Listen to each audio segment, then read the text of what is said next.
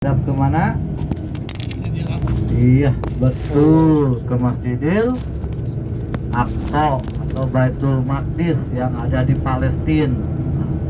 Kalau dari Madinah, Palestina ini berada di sebelah utara. Ya Allah. Sedangkan Mekah, Ka'bah dari Madinah ini berada di sebelah selatan. Jadi pas banget perpindahannya itu 180 derajat. Dari yang awalnya sholat para Rasulullah dan para sahabat ini menghadap ke Baitul Maqdis yang ada di sebelah utara, kemudian turunlah wahyu surat Al-Baqarah, maka berpindahlah dari Baitul Maqdis ke Masjidil Haram. Nah, kenapa hanya Masjid Qiblatain saja yang diabadikan? Padahal kan saat itu dua-duanya sama. Bukan dua-duanya. Semua masjid yang ada di Madinah sama. Rasulullah dan para sahabat sholatnya ke Baitul Maqdis. Nah, ini diabadikan karena para sahabat saat itu sholat duhur 4 rakaat kan sholat duhurnya. Nah, yang 2 rakaat menghadap ke Baitul Maqdis, yang 2 rakaat akhir itu menghadap ke Ka'bah atau Mekah. Makanya di sanalah diabadikan menjadi Masjid Qiblatain. Dulu saya hajian 2006, hajian awal itu masih ada kiblatnya, tapi yang menghadap ke Baitul Maqdis, mihrabnya, kemudian ininya sudah tidak dipakai. Nah, kita sudah sampai di masjid apa ini? Masjid Khandaq. Nah, ini Masjid Khandaq sekarang baru nih ya, yang putih ini. Nah, ini ada bangunan-bangunan lama 1, 2, terus ini ada sab'ah, ada 7. Nah, disebutlah dalam sejarah sab'ah masajid, 7 masjid. Nah, disinilah tragedi perperangan Khandaq. Disebut Masjid Khandaq, yaitu untuk mengabadikan tragedi perang Khandaq. Khandaq artinya apa? Halo? Ada? Khandaq, ada yang tahu Khandaq artinya? Parit. Nah, parit. Nah, jadi dulu ketika Rasulullah SAW perang bersama kafir Quraisy, dan ini bukan hanya kafir Quraisy yang di Mekah saja yang menghadapi peperangan dengan Rasulullah SAW, tetapi dengan orang Yahudi pun itu bersekutu dengan musuh-musuh Islam saat itu. Maka perang Khandaq dinamakan juga dengan perang Ahzab atau perang koalisi. Ahzab itu jamak dari hijab. Hijab itu adalah kelompok atau partai. Nah, dulu dari berbagai macam kelompok yang memusuhi Islam, Yahudi, kemudian kaum musyrikin yang ada di Mekah, itu semua bersatu untuk memerangi Rasulullah dan para sahabat yang ada di Madinah. Nah, ketika mau nyerang di sana, terjadi hampir 1 bulan Rasulullah dan para sahabat berjaga di sana. Di tempat itulah saksi sejarah di mana dulu parit dibuat. Untuk apa membuat parit dan siapa pencetusnya? Iya, betul. Parit dibuat supaya umat musuh-musuh Islam tidak bisa melewati ke Madinah. Nah, jadi terhalang ketika mau masuk ke Madinah itu. Namanya siapa pencetusnya? Nah, pencetusnya adalah Salman Al-Farisi. Nah, Salman Al-Farisi inilah seorang sahabat yang bukan keturunan dari orang Arab. Sebagaimana namanya adalah Al-Farisi. Nah, dia dari orang Persia. Jadi siasat perang ini didapatkan oleh Rasulullah SAW isu dari ide dari sahabat Salman Al-Farisi. Allahu Akbar. Nah, orang kafir, orang musyrik saat itu tidak kebayang sama sekali kalau kaum muslimin bisa punya siasat seperti ini, membikin parit yang gede sekali, yang panjang juga dalam. Itu panjangnya sekitar 2 kilo, kemudian Ya Allah. lebarnya itu 7 meter dan dalamnya juga 7 meter. Jadi targetnya itu dengan parit itu orang musuh-musuh Islam tidak bisa masuk ke Madinah. Panjangnya 7 meter, lebarnya 7 meter dengan target kuda atau orang itu tidak bisa melewati ke parit itu. Dan kalau memaksa untuk melewat dan ternyata jatuh, dia akan kesusahan untuk naik lagi ke atas. Subhanallah, itu perjuangan yang luar biasa Masyad. dalam perang Khandaq itu. Benar ya. Dan akhirnya perang Khandaq pun dimenangkan oleh Rasulullah. kaum muslimin, Rasulullah dan para sahabat saat itu. Nah, itulah perjalanan yang kita lihat. Nah, kita tidak turun karena pertama panas, kedua juga waktu ya. Alhamdulillah semua perjalanan sesuai dengan yang ada di Neng Itin, semua terlaksana ya. Neng Itin. Neng Itin Nerari. Itin terlari.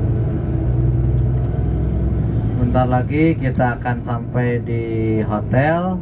Sholat duhur sudah berlanjut, kayak sedang sholat duhur ini Masjid Nabawi. Silakan nanti Bapak Ibu untuk turun, kemudian silakan untuk sholat ke masjid walaupun tidak berjamaah dengan imam Masjid Nabawi.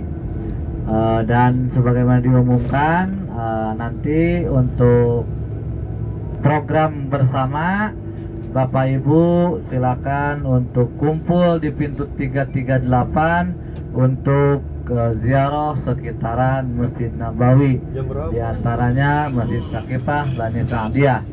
Prosesnya sama dengan bapak-bapak kemarin ke Raudhoh ya. Jadi habis sholat asar, sholat jenazah, langsung OTW menuju ke gerbang.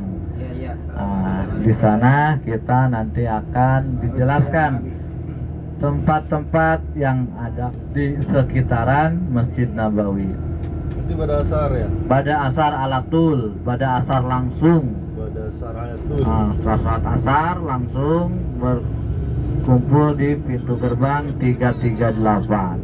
Oke ya. Nah, Bapak Ibu, kita sebagai umat Rasulullah SAW yang meyakini akan Al-Quran, meyakini akan Al-Hadis, itu erat kaitannya dengan tanah Madinah ini. Makanya bisa diibaratkan setiap jengkal tanah Madinah ini mengandung sejarah bagi kita umat Rasulullah Shallallahu Alaihi Wasallam. Kenapa tidak? Karena Rasulullah SAW hidup di Madinah ini, dan kita sebagai umat Islam harus berperilaku sebagaimana yang dicontohkan oleh Rasulullah Shallallahu Alaihi Wasallam. Tanah Madinah ini banyak sejarahnya karena Al-Quran, asbabun nuzul, sebab-sebab turunnya ayat itu banyak terjadi di sini. Asbabul wurud, sebab-sebab turunnya hadis juga banyak ada di sini. Makanya tidak heran kalau dikatakan setiap jengkal yang ada di tanah Madinah ini adalah sejarah yang perlu kita ketahui, perlu kita untuk meningkatkan keimanan kita kepada Allah Subhanahu wa taala. Oh, dahsyat ya. Wallahu a'lam bishawab. Allahu a'lam bishawab. Oh. Dahsyat. Alhamdulillah berbarengan dengan bubaran sholat duhur ya. Tadinya hijau nih Grab kan? Ini taksi itu. Oh, bukan Gojek, bukan. Taksi. Jadi banyak. Kirain. Ujroh taksi sama. Taksi.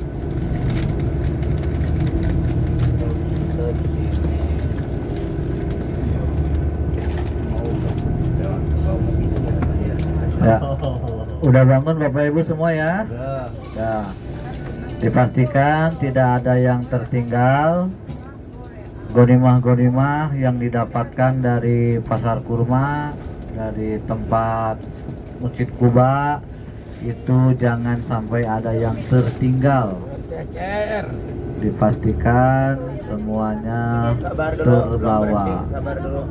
Duduk dulu di kursinya masing-masing sebelum kita memberi kabar, menginfokan kalau mobil sudah berhenti total.